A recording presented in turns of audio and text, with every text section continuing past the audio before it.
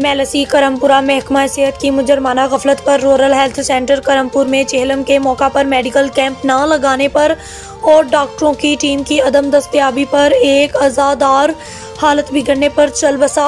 ज़राए के मुताबिक टाउन कमेटी करमपुर में शोहदाए करबला हजरत इमाम हुसैन अलैहिस्सलाम के चेहलम के मौका पर मुकामी RHC अस्पताल की इंतजामिया ने जुलूस के मौका पर ना मेडिकल कैंप लगाया और ना ही ड्यूटी सर अंजाम दी।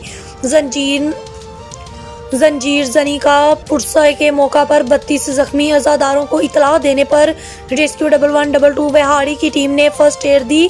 इसी दौरान एक अज़ादार फिदा हुसैन अचानक हालत बिगड़ने की वजह से दुनिया फ़ानी से चल बसा। अज़ादारों ने शदीद एहतजाज करते हुए डिप्टी कमिश्नर कैप्टन वक्कास रशीद और CEO हेल्थ से वाक़े का नोटिस लेने का मुतालिबा कर दिया।